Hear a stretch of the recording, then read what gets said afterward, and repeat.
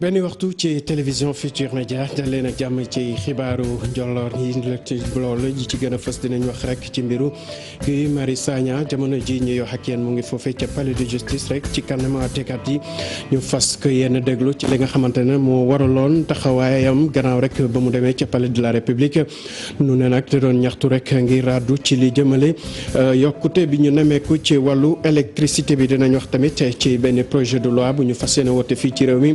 loolee aju rek ci li ñu duppee viol ak pédophile ñooñee di faral di xoqatal xale yi ñu mën leen teg loxo yóbbu leen tamit fa mbaxana doone benn bu ko defee rek yenn ñaawteef yi ñu mën ko wàññi dinañ dem tamit ba ca diwaanu Réfane nekk rek ci localité Bambey ak li ko wër foofe nag ñu ne salle de classe yi amuñu ab table banc ba tax na rek proviseur ak kilifa yi ji ko nekk rawatina waajur yi ndongo yi di sàkku ci kilifa yi rek ñu gën leen taxaw bu ko defee rek lu jëm ci seen nekkinu tuutànk yooyu gën a mucc ayib dinañ wax tamit ci feetu fin d'année jamono ji nag bëri na marché yoo xam ne boo fa demee rek di nga gis ay suwe ak xeet lu ni mel liy rafetal ni ngeen ci gisati ci nataal yi rek ba tax na dinañ dem ca marché Sandaga xool foofee naka la mbir mi di doxee ci jamono yi ñuy waajal feet yi mbokk yi li moo li gën a fës ci xibaaru benn waxtu yi ngeen taaxirlu tuuti ñu yaatu.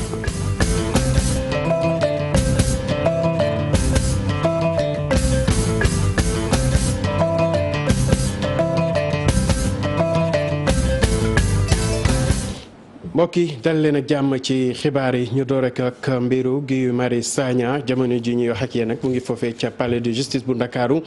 di àddu rek tontu ci laaj yi ñu koy laaj mu aju ci li nga xamante ni moo waraloon doxum ñaxtu mi mu amaloon moom ak ñoñam ba ñu tegoon ko loxo dañu def rek lu dul fekki suñu naataango bi ñu fa toogal Aminata Mbaare Sow gannaaw ba ñu la nuyoo ba noppi ana lan la ñu mën a jàpp ci li gën a fës foofu nga nekk jamono ji. mën a jàpp mooy fii mu toll nii Guy Marius Sagna mu ngi ba léegi ci bureau juge bi moom nag mu ngi fa agsi sànq bi midi jotee bi mu agsee nag moom ak ñetti garde pénitentiaire ñoo ko andi dugal ko ci bureau bi ñu daal di taxaw quelques minutes beneen xale lu góor daal di génn ci bureau bi moom tamit ñu escorté ko yóbbu ko ci benn salle d'attente bu nekk foofu wetu bureau doyen des juges mu mel ni nag ba léegi nii génnagul ci biir bureau doyen des juges waaye leneen lu ñu mën a nemmeeku fii te palais de justice mooy tey ji ci suba boo ñëwee sa taxi du mën a egsi ba porte principale bi ndaxte tout autour mooy voie d'accès yëpp ay policiers ñoo fa taxaw ñu amal fa ay barricades également peut-être dañu bëgg a veiller rek au cas où bu dee am na yenn souteneur Guy Marius Sagna yu bëgg a ñëw fii de palais de justice ñu daal di leen artu donc actuellement ambiance boobu mu am fii ci palais de justice. Aminata laata ñu lay bàyyi nga wéyal liggéey bi rek lan mooy ambiance bi fa am ndax bëri na ay farandoom ñoo xam ne rek dañu ñëw ngir gën ko dooleel li fa teew ci suba.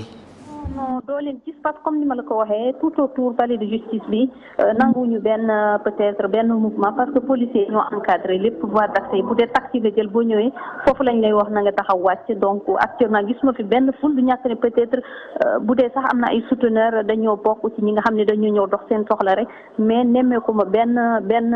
ay nit yu rassemblé wu taxaw di naan dañuy jàppale kii wala déedéet li ñu mën a nemmeeku daal mooy force de sécurité maanaam policiers yi taxaw ci yenn voie d'accès yi ak di surveiller entrée yeeg sortie yi.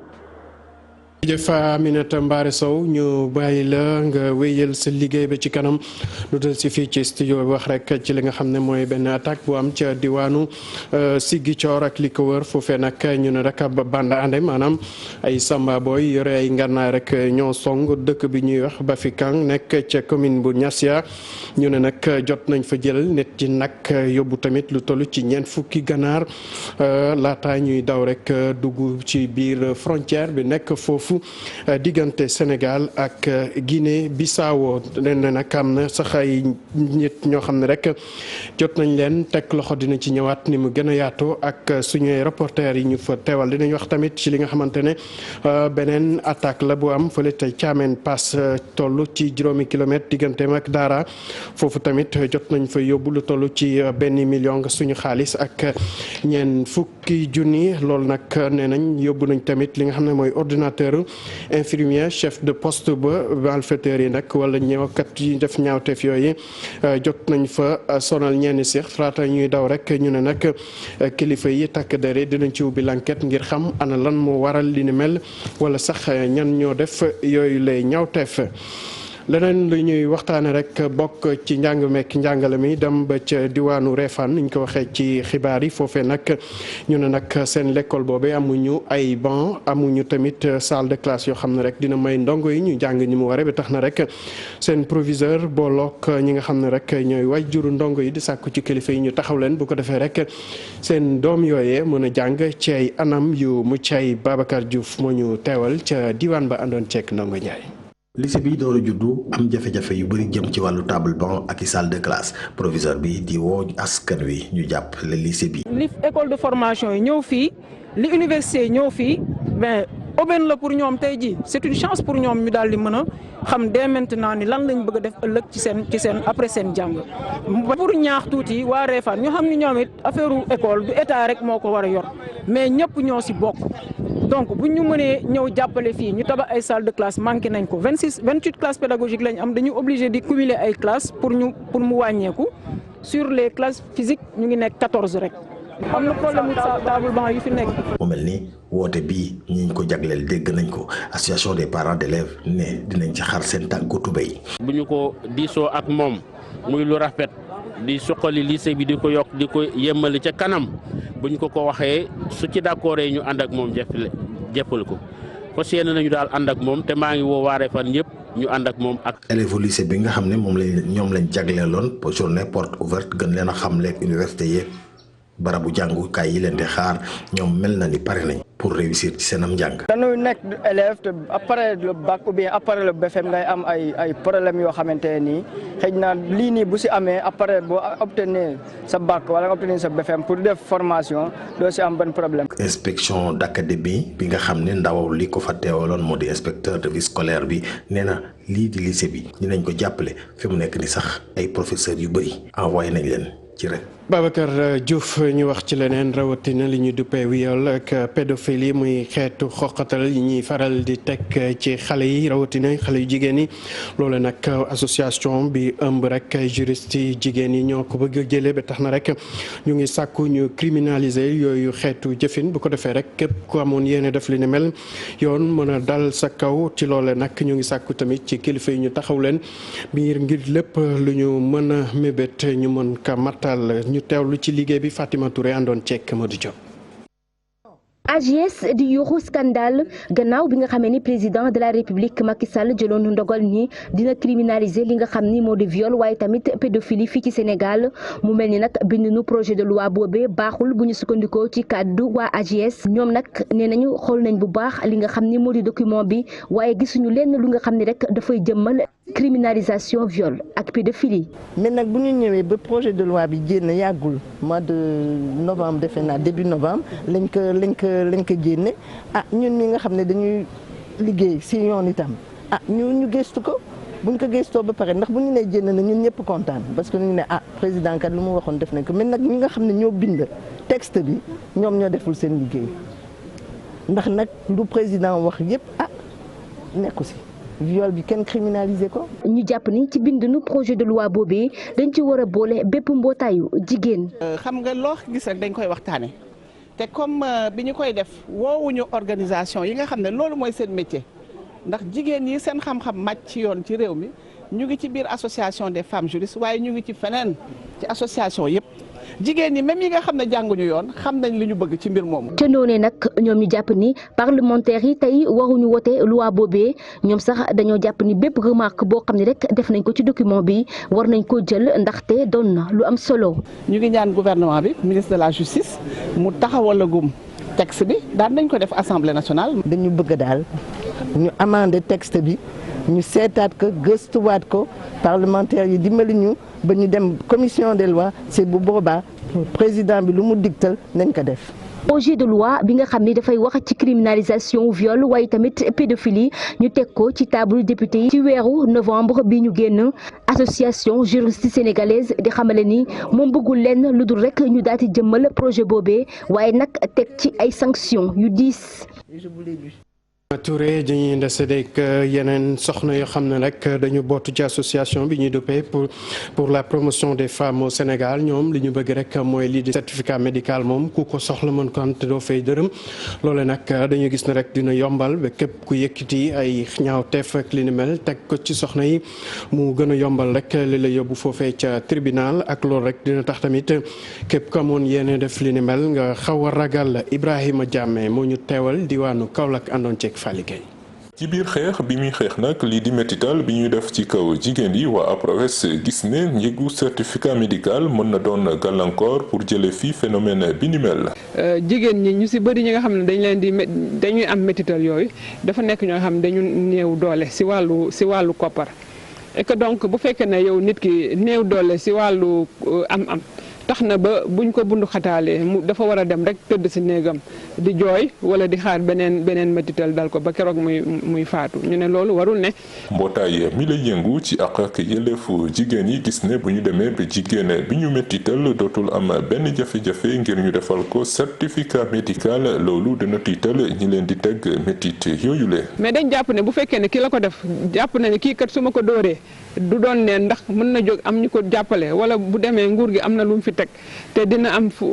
mu sukkandiku ba ñu yóbbu ma si kanamu yoon ñu àtte ma kon bu boobaa bu yëkkatee loxoom bu xelam dalee lool dina wàcce loolu moo tax ñu ne li tubaab di wax effet dissuasif moom lañ yaakaar ne loolu la gratuité certificat médical bi di indi si wàllu métital yooyu. ci biir projet boobule nag fas yéene nañ seeti kilifa yi nga xamante ni gis nañ ne war nañ leen ci mën a jàppale ba mu antu waaye nag bu antu fas yéene nañ tamit ñaax jigéen yi ngir ñu bañ cee ëppal. Ibrahima Diame ñu wax ci leneen rawatina traité Ndiaw di ab traité boo xam ne dañ ko signé woon ci dëkk boobu nekk ca diwaanu Saint-Louis mu doxoon diggante Sénégal ak réew France loolu nag ñu ne am na téeméeraat atum ren ji ba taxoon askan wa amoon yéene màggal ko loole nag boo moyul du antu ndax li ko war a rek xiiroo ngaayoo moo ci lalu ba tax na rek ñenn yi di sàkku rek ci kilifa yi nga xam ne ñoo te mën a jàppale ñu taxaw ngir ci seen activité ñu mën ko amal ci loolu dañuy teewlu Ibrahima Dione moo yor kàddu yi askan wi. fii la tubaab bu ñoo wax smart lu smart ak Richard ba nga xam ne moo amoon jardinier yi fii liñ ko traité woon fii si ëtt bii bay tax waalo kopp ko bay tey muy ceeb muy loomu moon bay fii liñ ko traité woon. nekk la nga xam ne daf ñu naqati mu nekk la nga xam ne daf ñu jóge kaw ku si àndoon tension te tension dafa laa rey ku si àndoon jabet sa jabet mën na la rey parce que tas yaakaar la tas yaakaar la tas yaakaar 1819 bay 2019 mu nekk 200 ans ñu war ko def anniversaire de traité Ndiaw saragal traité Ndiaw loolu fii si Ndiaw gi li ñu ko war def fii si ëtt bi li ñu ko war def si mbir mi nga xam ne moo am bettanu conférence scientifique bi bu leen neexee ñu yóbbu ko xumma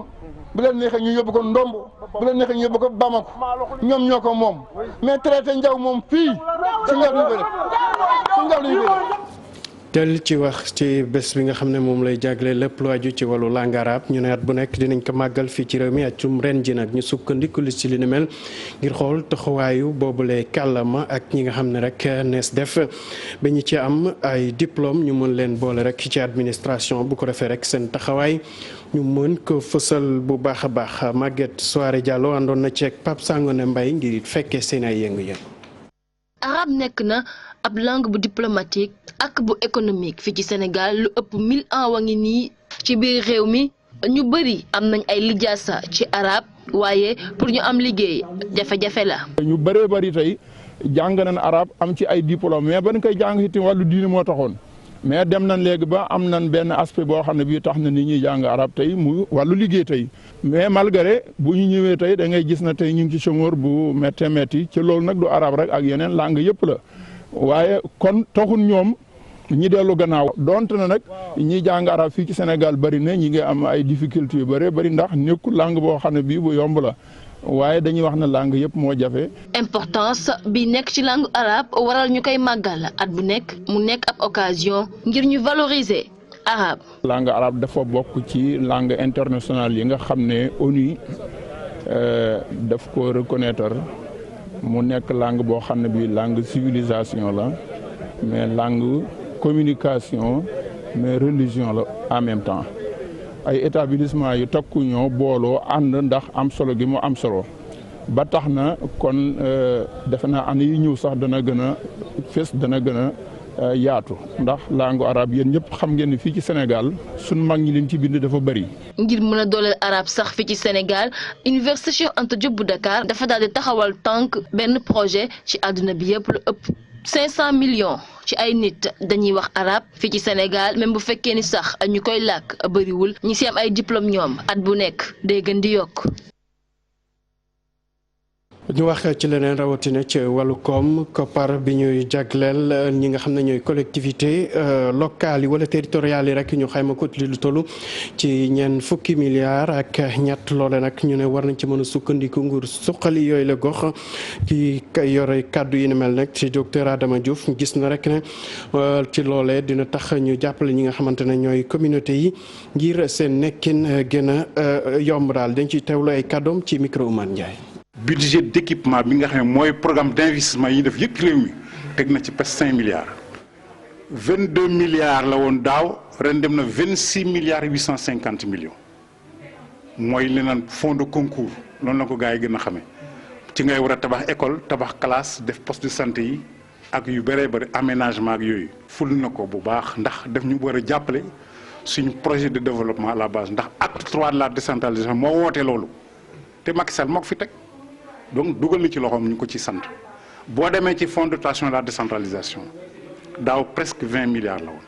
yóbbu na ko 22 milliards ren 21 milliards 880 millions presque 2 milliards donc boo ko dajalee li ñu yokk tey ci fonds de concours ak fonds de dotation de la décentralisation dem na 5 milliards 850 millions. mais nag ñun nañ góorgóorluwaat ci dajale taxes yi impôts yi. di ko investir ci programme yi loolu la ñuy xaar ci collectivité territoriale te boo ko defee doo ko perte doo ko rëccu ndax PACASEN bii nga xam ne day investir ci 123 communes banque mondiale yi teg ci 130 milliards ku performant wul doo ca bokk nañ lay natte mooy ndax yaa ngi wote sa budget est-ce que ñëpp bokk nañ bañ koy wote compte administratif compte de ndax yaa ngi koy wote ñëpp d'accord ci mobilisation boobu moom la ñuy sanctionner positivement. dañu dem Bundu Furdu fu soriwul dara Kolda nekk diggante réew Sénégal ak Guinée foofee nag fas nañu yéene tabax fa rek ab poste de contrôle boo xam ne day yombal dem beeg dikk bi ñaari askan wi ñu bàyyeekoo Sénégal ak ñi bàyyeekoo Guinée Conakry ñu ne nag dinañ fa tabax benn poste boo xamante ne rek xayma nañ koppar bi ci war a dem ci 3 milliards ñu ne ak loolu dina tax rek lépp gën a yomb ci ñi nga xam ne ñoo fa daan faral di liggéey Abdoulaye Diallo mu ñu toogal ca diwaan ba. yombal dem ak dikk nit ñi ak seeni bagage ca frontière Sénégal Guinée Conakry ñi toogal ñaari réew yi ca boobee frontière ñoo jot caabi ya ca poste de contrôle juxtaposé bu Bundu Furdu mi nekk ci corridor Conakry Dakar. Nous sommes là aujourd'hui pour remettre aux autorités des deux pays que sont le Sénégal et la Guinée leur remettre. ñoo ngi fi tey ngir jébbal waaye nguur yu ñaari réew yi maanaam Sénégal ak Guinée. caabi yu poste de contrôle juxtaposé bu Bundu Furdu bi doog a pare muy ak poste de contrôle douanier ak bu immigration fii ci frontière bu ñaari réew yi le ngir gën a rafetal nekkunu askan wàcca alam bu UEMOA ak bu CEDEAO. dans le sens de respecter la volonté d'intégration dans notre espace communautaire, que ce soit l'UEMOA et la CEDEAO. te dañoo seetlu woon te balaa poste bi di am contrôle yi dafa bëri woon te UEMOA ci règlement 14 am dafa waxoon pour que économie dëkk yi gën a mën jëm kanam il faut ñu alléger contrôle yi bu ñu alléger contrôle yi ku wax alléger contrôle yi alléger tracasserie yi nga xam ne transporteurs yi dañ ko doon dund ci transport international interrégional bi nga am yu am entre dëkk yi. waa UEMOA ñoo joxe koppar ya ca boobee projet te ñu denk wàllu tabax bi waa AGEROUTE lu ëpp 3 milliards ci suñuy koppar la ñu dugal ca projet bi. Le coût est à 3,4 milliards financé par la BAD et la commission de l'UEMOA. Ça a duré 3 ans. bi le poste de contrôle tax na douanier yi sawar lool ci seeni liggéey te ñu fas yéene gën a farlu ci li ñu leen sant. te yaakaar nañ ne aussi bu ñu yóbbee bu ñu demee fële Bundu Furdu mun nañu am 1 milliard am na ci yaakaar na ne année 2020 incha allah mun nañu am 1 milliard parce que problème bi ñu am mooy nu ñu mun a xayma poids marchandise parce que fi ñëw yëpp pratiquement ay légumes la ak fruits suñ koy liquider dañ koy liquider en fonction du poids léegi poids boobu nag moo suñu jafe-jafe waaye boo xoolee poste juste à poser bundu furdu bi installé dañ fa un pont bascule. bile poste bu bundu furdu war naa mën a tax njëgu transport bi wàññeeku ca boobee yoon ak tali yi duñu gaaw a yàqu ngir contrôle de poids bi ñuy amal saa su ne ci woto yu mag yi. Abdoulaye Diallo ñu del si fii ci Ndakaaru dem ba ca foofee ca marché Sandaga jamono ji nag ñu ngi waajal fête yi bu baax a baax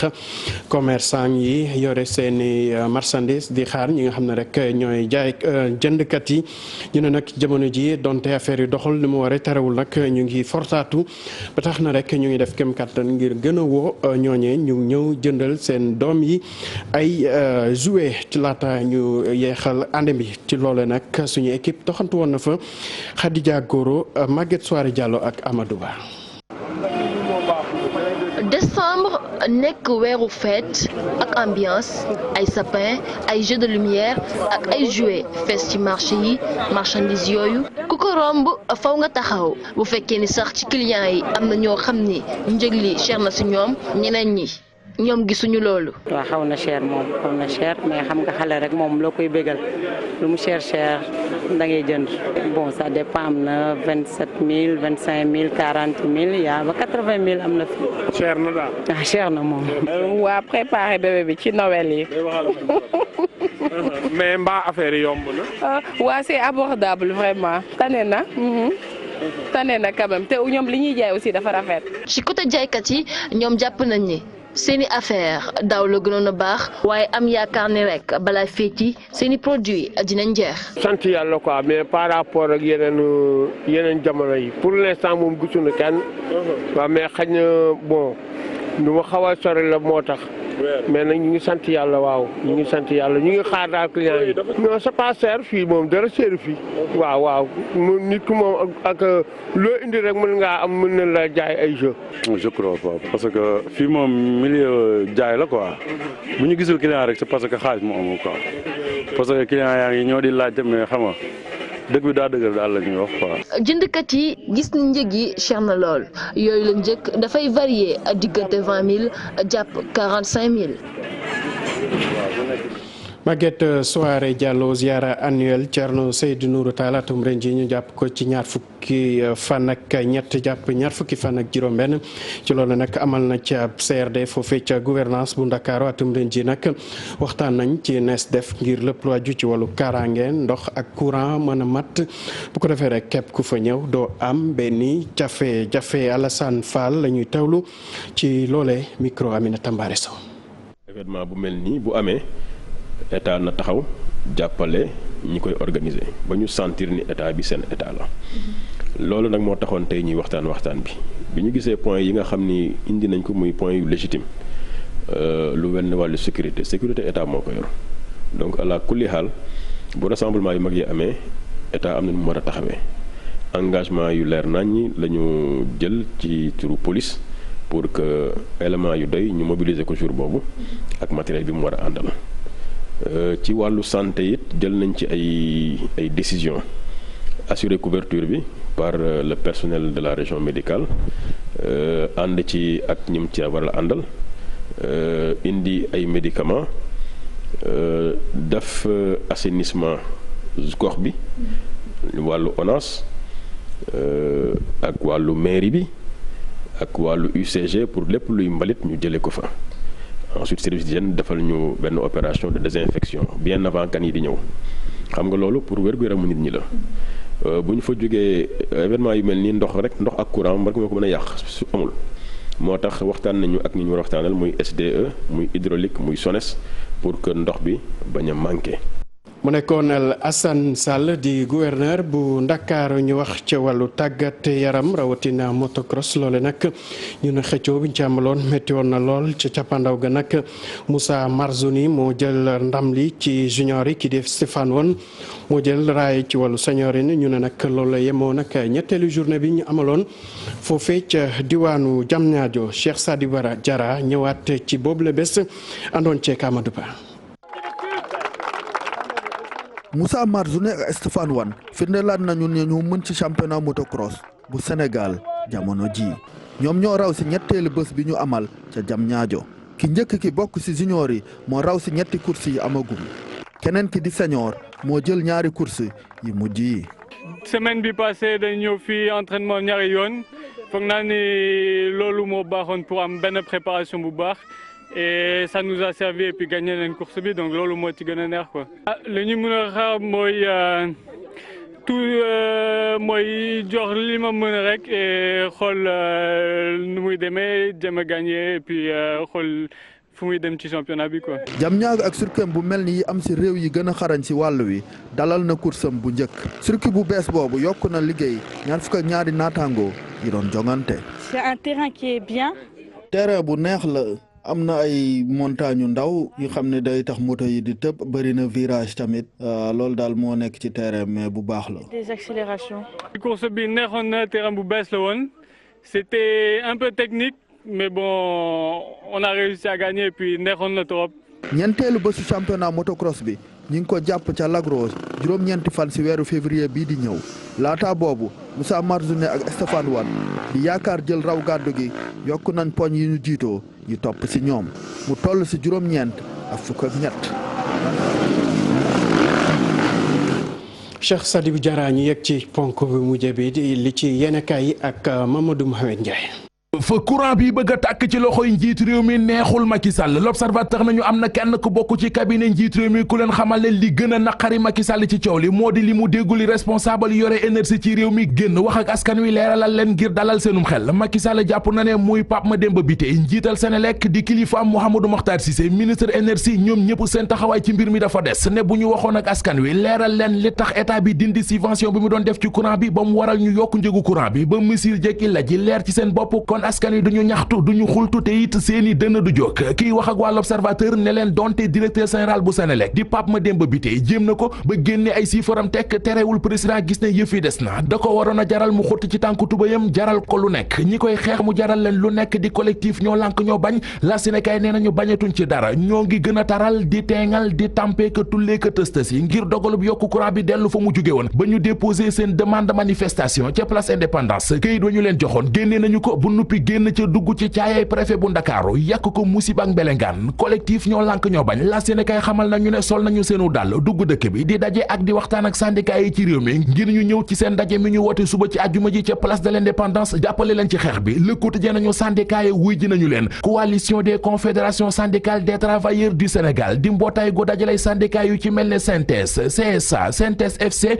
UDTS ak UNSAS sàkku nañu ci seenu ñooñ ñu wuy ji ci woote bi ñoo lànk ñoo bañ woote àjjuma ca place de l'Indépendance ngir xeex yokku gem ci njëgu courant bi l'observateur ne ñu ñi ci nguur gi te ñoo ngi nas ay pexe ngir contrer ndaje mi gaa ñi woote ca place de l'Indépendance suba ci àjjuma ji am na réunion bu ñu def démb ci àllarba ji ci teewaayu cadre yu nekk ci nguur gi ku ci mel ne Pape Mahawa Diouf la ñu doon waxtaane ci réunion ba moo di fexe ba lu gaa yi wàqi rek ñu suul ko source waa nañu collectif ñoo lànk ñoo bañ fa ñu nar a jëm ak préfet bu Ndakaaru moo di ñu ne ko dañuy daje ca place de l'Indépendance mu ne leen maa lànk maa bañ Souleymane Ndéné Ndiaye premier ministre Abdoulaye Wade ba woon nii ci biir l'observateur ab état waruta jël dogal bu nuppi di ca dellu gannaaw waruta autoriser benn manifestation ca place Indépendance ndax xas na ko bañ bu nuppi faaw dafay taxawaay bu dëgër ku fa manifester mu lakk sa lu bon li bon ci coowal courant bi fi indi coow li lépp enquête dina kay xëy na ca xamal ñu ne li ñuy wax ci yorin wi Senelec bari na lu ca dul dëgg benn ca moo di état financier yi ñuy wax ci Senelec am na ca loo xam ne ay tricage la agence bii di Wara def na ci enquête ba leeral lépp source waa nañu agence boobee di Wara seetal na Mamadou Makhtar Cissé ba mu set wecc ne li mu gis ci enquête ba mu fa def ci jamono ji Mamadou Makhtar Cissé di jiite Senelec moo di Makhtar Cissé gannaawam bandang la mu fa liggéey lépp gonga libération nañu ñi doon tëbaka dal di dal ci kaw gestion bu Senelec évaluation bi fa agence Wara def tëj na seen gémmiñ nañu tijji Les Échos journal bi bind na ci page 3 ne lii di viol pédophilie ak attentat à la pudeur des na tuuti ku ñu ci jàppati ci réew mi di nga mere ku la deful dara